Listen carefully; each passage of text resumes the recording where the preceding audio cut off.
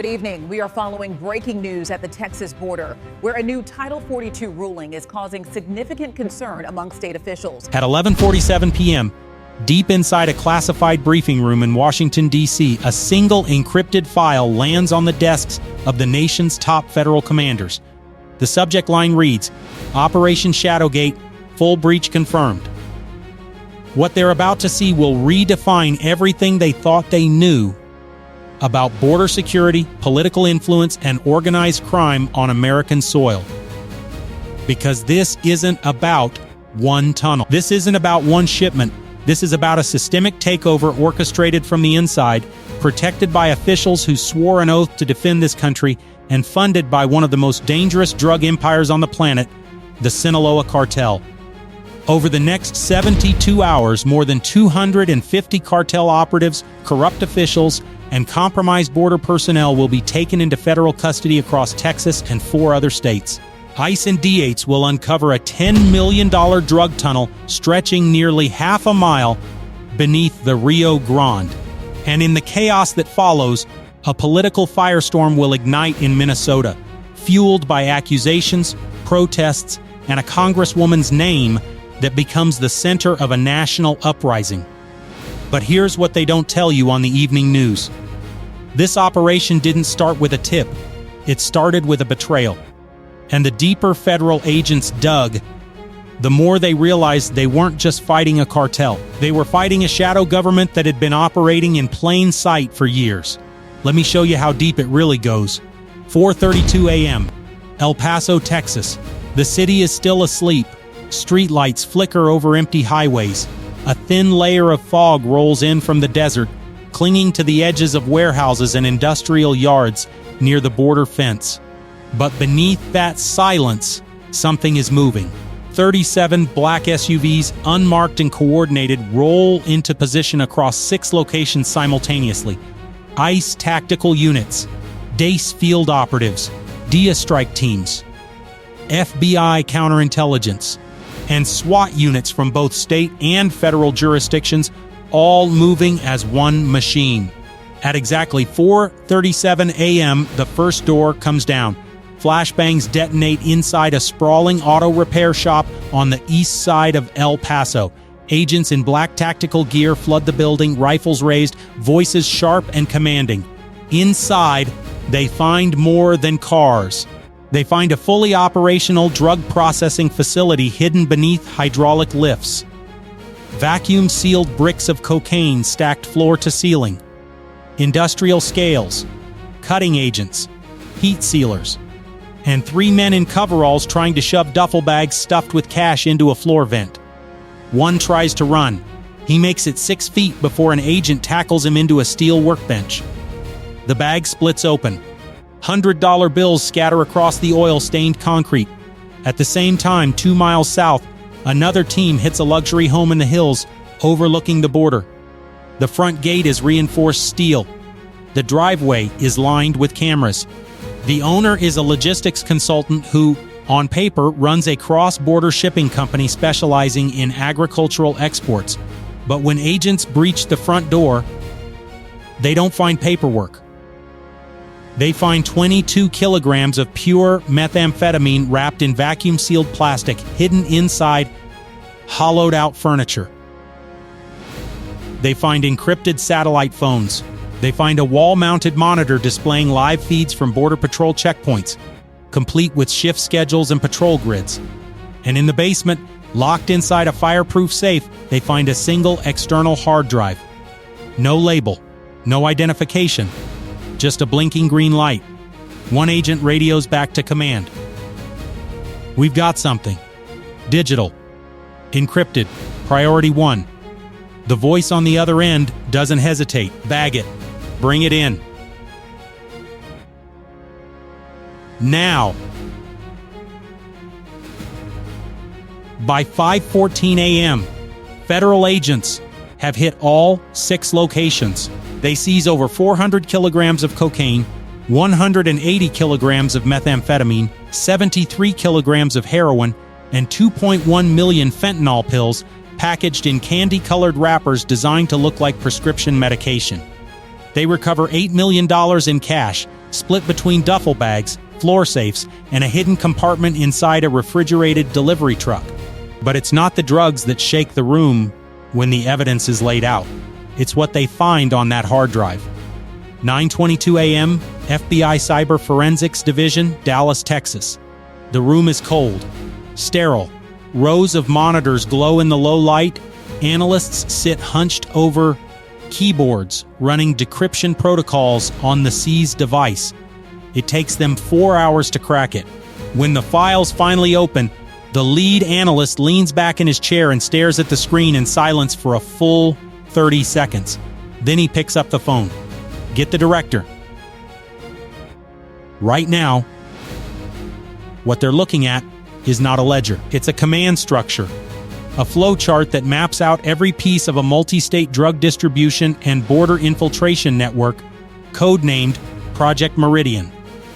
At the top of the chart, shell companies, dozens of them, registered in Delaware, Wyoming, and Nevada, fake nonprofit organizations, sham logistics firms, agricultural exporters, green energy contractors, each one designed to move money without triggering federal alerts. Beneath that, offshore accounts in the Cayman Islands, Panama, and Singapore. Funds routed through layered transactions disguised as consulting fees, equipment purchases, and charitable donations. And then, at the center of it all, a single encrypted authorization key linked to every shipment route, every tunnel excavation contract, every border patrol shift adjustment, and every payment made to compromised officials. The key belongs to a man named Victor Brennan. On paper, Victor Brennan is a senior border operations director within the Department of Homeland Security. He spent 12 years in federal service. He's testified before Congress. He's received commendations for improving cross-border logistics and migrant processing efficiency. But according to the files on this hard drive, Victor Brennan is something else entirely. He's the architect. For the last 6 years, Brennan has used his position inside DH to create a parallel enforcement system that doesn't stop the Sinaloa cartel. It protects them. Analysts trace his digital signature to dozens of internal memos that authorize relaxed inspection protocols at key border crossings, always timed perfectly with known cartel convoy schedules. They find encrypted communications between Brennan and cartel logistics coordinators, discussing tunnel construction timelines, equipment shipments, and delivery windows. They find financial transfers moving from cartel-controlled accounts into shell companies, then back out as payments to local officials, border agents, and even state legislators who quietly voted down funding for advanced tunnel detection technology. One analyst pulls up a map overlay. Red dots appear across Texas. Each dot represents a compromised location, a checkpoint where agents were paid to look the other way. A way station shut down for maintenance during convoy runs, a patrol grid falsified to create blind spots. There are over 40 red dots. The lead investigator exhales slowly and speaks into the silence. This isn't corruption. This is command-level collusion. He turned the border into a supply line. And then they find the tunnel. 2:47 p.m. Laredo, Texas. Ground-penetrating radar units have been scanning a 3-mile stretch of land near the Rio Grande for the last 6 hours. At 2:51 p.m., they get a hit. 70 feet below the surface, running nearly half a mile from a warehouse on the Mexican side to a concrete storage facility on the U.S. side, is a fully reinforced drug tunnel. Not a makeshift dirt hole. A professionally engineered smuggling corridor. Concrete walls, ventilation shafts, LED lighting, rail tracks for moving product, reinforced support beams, emergency exits. The construction alone cost an estimated $10 million. Federal engineers estimate it took over 18 months to build without being detected. That's 18 months of excavation equipment moving in and out. 18 months of concrete pours, 18 months of electrical work and structural reinforcement. And no one reported it. Not one Border Patrol unit. Not one local inspector. Not one satellite surveillance alert. Because according to the files, Victor Brennan personally reassigned patrol grids to create a detection gap. He authorized federal construction permits under the cover of a fake irrigation project. He signed off on environmental waivers that prevented ground surveys. At 3:16 p.m., ICE tactical teams descend into the tunnel from the U.S. side. The air is cool, the walls are smooth, the lights hum softly overhead. They walk for 12 minutes before they reach the midpoint. And there, stacked on wooden pallets and wrapped in industrial plastic, they find over 800 kilograms of cocaine and methamphetamine waiting to be moved. Radio chatter explodes across the operation channel. Tunnel is live. Product is staged. This was active. One agent kneels beside a pallet and cuts open the plastic. Inside, each brick is stamped with a small logo, a scorpion, the mark of the Sinaloa cartel. 5:03 a.m., Federal Command Center, Houston, Texas. Dawn is breaking over the Gulf Coast. Inside a secure operations hub, a massive digital screen displays a map of Texas, New Mexico, Arizona, and California. Across the map, 73 red markers pulse in real time. Each marker represents a location tied to Project Meridian. Cartel safe houses, tunnel access points, shell company offices, corrupt officials' homes, logistics hubs, distribution warehouses. Standing in front of the screen is the director of the Joint ICE-DH Task Force. Her voice is calm, steady, but the weight of what's about to happen is written across every face in the room. This is the largest coordinated cartel eradication operation on U.S. soil in 20 years. We have over 1,100 federal agents deployed across 4 states. Black Hawk helicopters are in the air. SWAT teams are staged. U.S. Border Patrol tactical units are standing by. And we have U.S. Navy assets monitoring the Gulf for any attempted cartel extraction by sea. She pauses. Victor Brennan is in federal custody as of 4:47 a.m. He was arrested at his home in Austin without incident.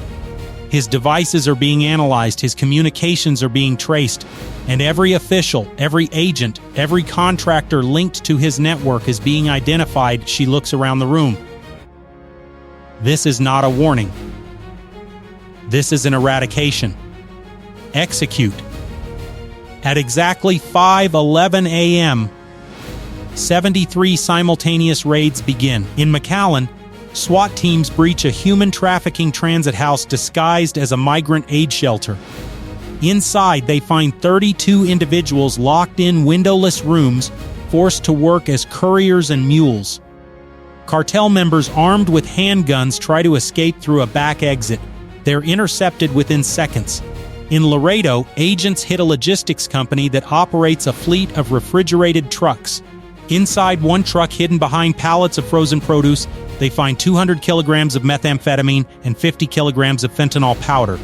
In El Paso, federal agents storm a luxury apartment complex where 3 cartel coordinators are living under fake identities. All 3 are arrested. Their phones contain direct communication with Victor Brennan. In Brownsville, ICE units intercept a convoy of vans moving toward the border. Inside the van, 78 migrants being smuggled north, each one charged $5,000 by cartel-linked coyotes. The drivers are arrested. The migrants are placed into federal protective custody. By noon, federal agents have seized over 2 tons of narcotics, $14 million in cash, 47 firearms, 12 tunnel access points, and arrested 193 individuals. But the operation isn't over, because when investigators start analyzing the financial web, they realize Project Meridian didn't stop at the border. It reached into state governments, city councils, and law enforcement agencies across the Southwest. 7:38 p.m., Internal Affairs Division, DHS headquarters. The room is packed with federal investigators, internal affairs officers, and senior DHS officials. On the screen in front of them, a spreadsheet. Over 60 names. Border Patrol agents, local sheriffs, deputy chiefs, city planners, state legislators. All of them received payments from shell companies controlled by Victor Brennan.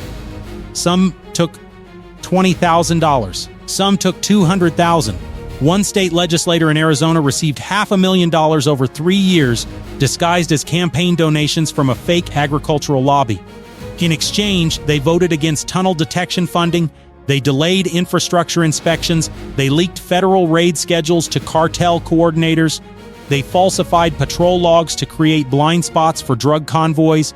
One honest Border Patrol agent sits in the corner of the room, arms crossed, jaw tight. He's been on the border for 11 years. He's worked double shifts.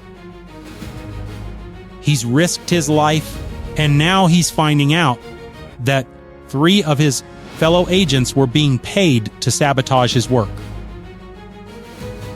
He speaks quietly, but his words cut through the room. We weren't fighting the cartel. We were fighting our own people. The lead investigator nods. That's exactly what this was. A second enforcement system. One that worked for the cartel, not against it. By the end of the week, 47 law enforcement personnel and 12 public officials are placed under federal investigation. 18 are arrested. The rest are suspended pending trial. But while the raids are unfolding in Texas, something else is happening 1,200 miles north. Minneapolis, Minnesota. At 6:22 p.m., a press conference is called by a coalition of activist groups and community organizers. Standing at the podium is a local community leader who invokes the name of Congresswoman Ilhan Omar, referencing her past statements on immigration enforcement and federal raids. Within hours, the clip goes viral. Social media explodes. Protest organizers mobilize. By 9:00 p.m., over 3,000 people gather outside the federal building in downtown Minneapolis. They're not protesting the cartel, they're protesting ICE. Signs read, "No human is illegal. Abolish ICE. Stop the raids." Counter-protesters arrive an hour later. The two groups clash. Police in riot gear move in to separate them. News cameras capture it all. Cable networks run split-screen coverage. Raids in Texas on one side, protests in Minnesota on the other. Politicians take sides. Social media divides into camps. The story becomes about politics, not crime. And in the noise, the real story gets buried. That a senior federal official used his power to build a cartel empire from the inside. That 2 tons of narcotics were moving through American cities every week under federal protection. That over 250 people were arrested in the largest coordinated cartel takedown in 2 decades. But the headlines don't say that. They say, Ilhan Omar Uprising, 11:47 p.m., secure briefing room, Washington, D.C. The same room where this story began. Federal directors sit around a long table reviewing the final damage assessment. Project Meridian is dismantled. Victor Brennan is in federal custody facing charges of conspiracy, racketeering, drug trafficking facilitation, and corruption. The Sinaloa cartel lost one of its most valuable assets. But the cost is visible. Over the last 5 years, an estimated 12 tons of fentanyl moved through Brennan's network. That's enough to kill every person in the United States twice over. How many of those pills reached schools, neighborhoods, and families? How many lives were destroyed because one man decided his ambition was worth more than his oath? One director closes the file in front of him and speaks into the silence. We didn't just take down a cartel operation. We exposed a system, and the question we have to answer now is how many more Victor Brennans are out there? No one answers. Here's what you need to understand. Power doesn't always need violence. Sometimes it just needs silence. It needs ambition. It needs access. It needs people willing to look the other way. Victor Brennan didn't build this network with force. He built it with paperwork, shell companies, and encrypted keys. He turned the system into the weapon. And if ICE and D's hadn't moved when they did, Project Meridian would still be running, the tunnel would still be active, the shipments would still be moving, and the Sinaloa cartel would still have a command-level asset inside the Department of Homeland Security. This story isn't about one raid. It's about what happens when corruption isn't just ignored. It's engineered. If you're still watching this, tap the like button so more people see what really happened. Comment expose if you think stories like this need to be told, not buried. Share this with someone who needs to understand how deep infiltration can go. Because this isn't just about Texas. Stay awake. Stay informed. And never assume the people in power are always on your side. Because sometimes the greatest threat doesn't come from the outside. It comes from within.